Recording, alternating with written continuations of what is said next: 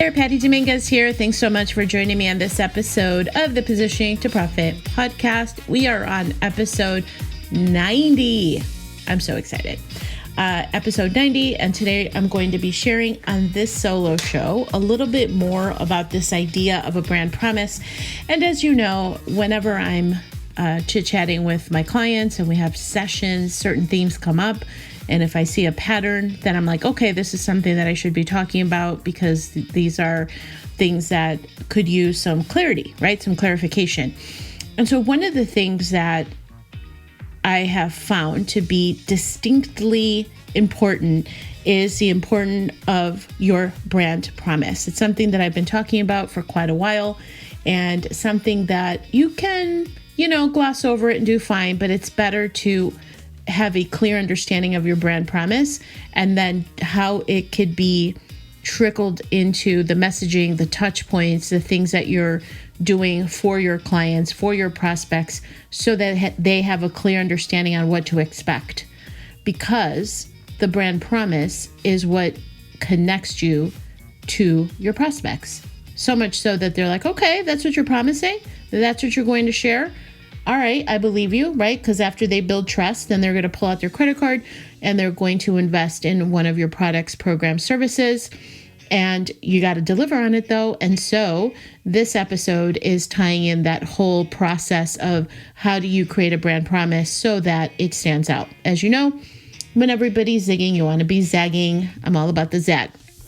On top of that, I did want to let you know that thecafecall.com was an open AMA that we did earlier in March, and it was awesome. And I really, really enjoyed it, have had great feedback on it. And I just wanted to let everybody know that we're having another one in April. And for the date, the time, and all of the details, simply head over to thecafecall.com and secure your spot. It's basically an open Ask Me Anything style call where I am sharing free coaching strategies for your business, getting you unstuck with your marketing, with your brand promise, for example, anything that you need to help you move forward. I'm happy to support you. So all you have to do is head on over to thecafecall.com. All right, and here we go.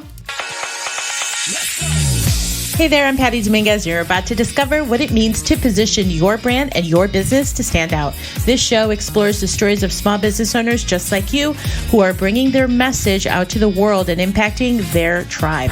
So if you want to take your business to a category of one status, then hang with me because this podcast shares everything you need to know about how to be more prolific with your brand so that you can have more profits. All right. Thank you so much for checking out this episode of the Positioning to Profit podcast. Today, I'm going to be sharing more about this concept of meeting your brand promise, the importance of it. And it's something that I find to be super important, and it's kind of clumped in under branding in general. And as you know, I talk about how positioning is a strategy for your business, and then branding is the visual interpretation. Now, brand promise on the other side of things, or in addition to, brand promise is something that in essence is a promise. What is it that you stand for? What is it that you commit to your clients once they become a client so that they have clarity on what to expect, right? So in order to do that, a couple of things that come up. So really the intention behind this show is to steer you in the right direction so there's no confusion, right? I like to keep things simple. So first thing you want to know is have supreme clarity, of course, on the who, right? Who is your premium prospect? Who is it that you're speaking to? Who is it that you are going to stand out? And again, when everybody's zigging, you want to zag. So in that zagness, you want to make sure that you're standing out in front of that premium prospect. And you, of course, want to make sure that it is a profitable target for you. Okay. And then the other point to consider, just a key concept for you to really consider here is what. Now think about what is it that is going to compel them to choose you over the competition and stay loyal. See, this is where that zag is super essential. So when you have that zag, you can then create distinction, differentiation, uniqueness, right? And the brain loves unique. So this all goes hand in hand with creating that brand promise. Okay. And so the third point here is why, meaning why is it that people should believe what it is that you have to say, right? Why is it that they should trust you and believe you? And so this is where having your repertoire of stories is really essential. So one of the things that I talk about in my Positioning to Profit course is the importance of having kind of that treasure chest of stories that help to solidify concepts that you're sharing. So I'm going to share a concept here of the idea behind a brand promise. So one of the things that I could be totally aging myself is there's a character whose name is Pee Wee Herman, and he's this reluctant hero who had a movie come out. It was called Pee Wee Herman's Adventure, and he also became super famous, and he had a morning cartoon kind of series where it was him, but with cartoons and stuff. Anyway, he really became this huge persona that appealed to both parents and children. And parents trusted him enough to say, yes, you can watch Pee-wee's Playhouse on TV. This is amazing. So he became super famous. And in the interim, he really showed up at all of the events, whether it was a red carpet event or anything where he was promoting anything Pee Wee Herman related. He would show up in character. So the guy that played Pee Wee Herman, I believe his name is Paul Rubens, he would show up at events as Pee Wee Herman. Now, what happened? So once upon a time, the cops caught him, or somebody called the cops, and he was at a theater, an X-rated theater, doing some, questionable things at the theater. And it was like this really scandalous thing that happened. He got arrested for, I don't know, it was like indecent exposure, right? You can imagine what happened. And this image completely crumbled, completely annihilated his career. He was never the same. He never recovered from it.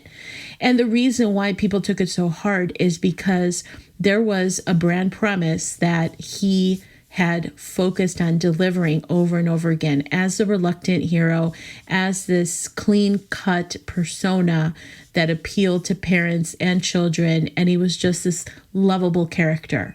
So when he got caught at some X-rated theater in a precarious position, if you know what I'm saying, that really broke the brand promise, and people never forgave him for it, and his career was over. Of course, they pulled his TV shows. He never did any more movies. I think he made some cameo appearances here and there trying to, renew his career, and it just never went anywhere. So his whole career died. It was over for him. Why? Because he had not met the brand promise. Because when your brand promise falls short of your client's expectations, in your case, they get upset, right? They are so feeling like, hey, you promised one thing and you didn't deliver, so now I don't trust you. And then when you've lost trust, well, quite frankly, it's over. So this is why I use this as an example so that you can see how that concept of a brand promise works, okay? Now, the fourth point here in terms of generating your brand promise is you definitely want to keep in mind is how you're going to deliver that brand promise. So the brand promise, how you're going to deliver it, focusing where the operative word and what I'm saying here is the how.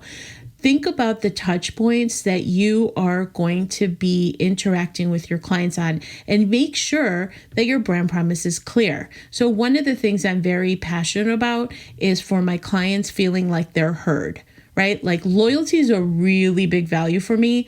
And I want to make sure that I am creating the environment where people feel appreciated, people feel like they're heard. So that helps them breed that level of trust. And when people trust you, they're loyal. So my team, we know that when a customer asks for something, we're going to do our very best to over deliver on that promise. My clients are heard. If they have ideas, they're welcome. I definitely believe in having that feedback. So it's like this feedback loop that I would really depend on my clients for, because I want to know what they're thinking. I want to know what they want. I want to serve it up to them when they feeling like, hey, I could really use so-and-so. I could really use some more direction here. I could really use your help in this way. Because if I can deliver on that, I know that I'm putting in brownie points in the trust fund, so to speak, meaning they're going to build trust. They're going to trust me even more, which is something that to me is priceless. And that trust leads to loyalty. So I understand how that works. So one of the things that we do, our team, is really understand what are those touch points, whether it's a thank you card, whether it's acknowledging people's birthdays, whether it's, I love the feel good factor. I don't just talk about it. We really live it, in my business. So that's something that's very important to me. So the how, take inventory, is how many interactions, what are the touch points that you can add your flavor to, that you can add your zag to, so that people are going to admire, like, wow, you know what? Thank you for that card. That was really amazing. Or thank you so much that you heard me. This is all your clients want, is they want to be heard. So this is where it is so essential to have that in mind and to really think about that process for doing that. Okay, so here's the other side of it, is that when you have those 4 elements of that, you really have the opportunity to develop a really strong brand promise. And that's especially important in a highly competitive area. So I'm in the coaching space, right? So in the marketing, talk about bloody ocean. There is so much competition in my space. So what I really am centered on is not necessarily the marketing know-how. Yes, it's essential. Yes, I'm comfortable talking about all these things, positioning galore, marketing concepts galore. I'm extremely comfortable with it. I can back it up. I understand what I'm talking about. I'm confident in this arena, but that's not my secret sauce. My secret sauce is building community, because all things considered, one of the things that I'm hanging my head on is, how do I create more of that client loyalty? How do I create more of that feel good factor?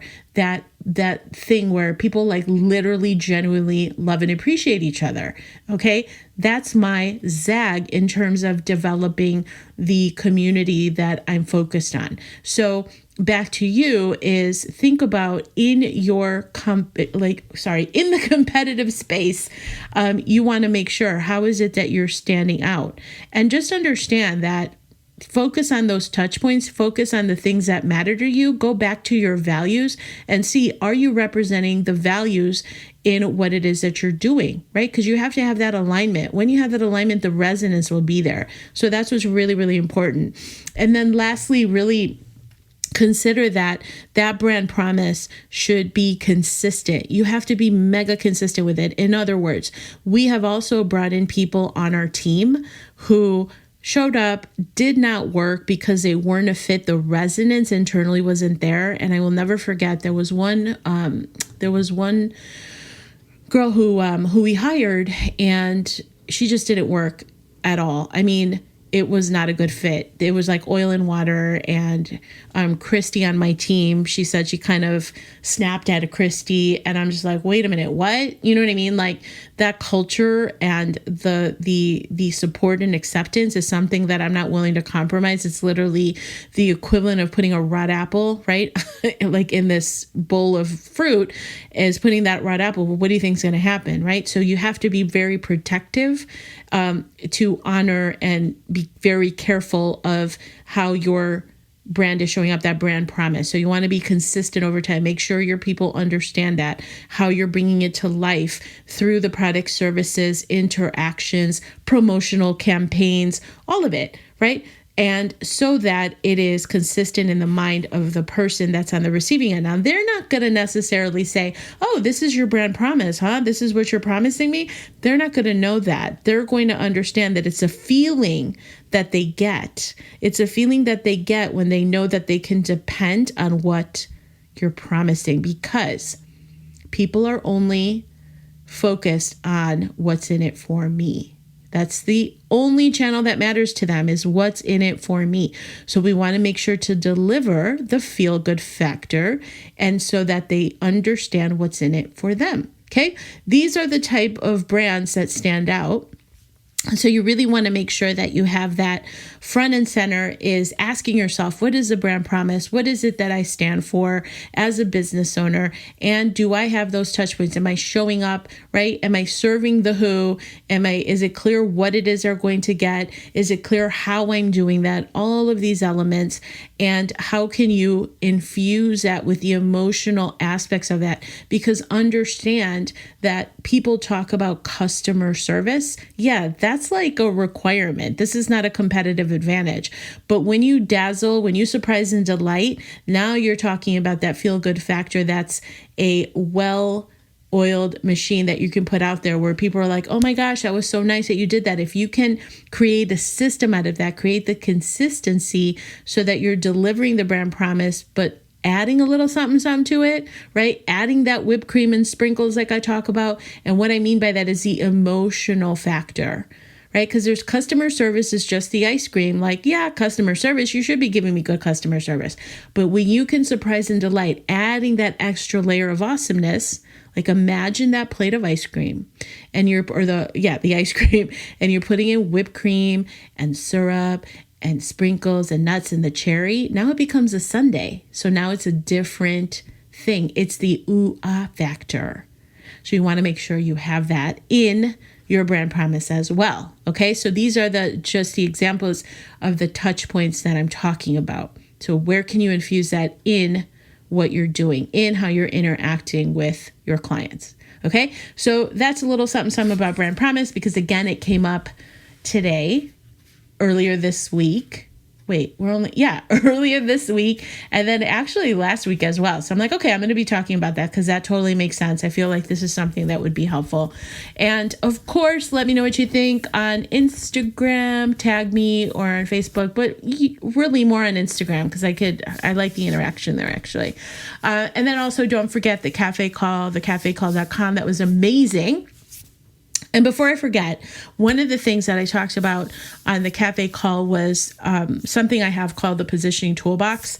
So if you go to positioningtoolbox.com, it was Christy on my team. Christy created positioningtoolbox.com, a one-pager that kind of has all the goodies that you can dive into. So you can find my ebook there. The podcast is there, the positioning quiz, more information on the cafe call. I have a couple of online workshops that I did earlier this year that are free. You can find out more about coaching options such as Prolific Cafe, the best membership on the entire planet. And that's the truth, as well as more information on coaching in general. So again, you can find that over at positioningtoolbox.com. And with that, I look forward to catching you on the next show. All right, have a great one. Thank you so much for checking out the Positioning to Profit podcast. If you haven't already done so, please make sure to hit that subscribe button so you don't miss any new episodes. And also, it would mean the world to me if you would take a quick moment to leave a rating and review on iTunes, Stitcher, SoundCloud, or your favorite podcast player. It really helps to get the word out about the podcast and, of course, the featured guests. And lastly, please make sure to connect with me on social media. Facebook, Instagram, Twitter, LinkedIn, I'm on all of them, and use hashtag positioning to profit so that I can search you out and connect that way too. All right. Thanks so much. See you next time.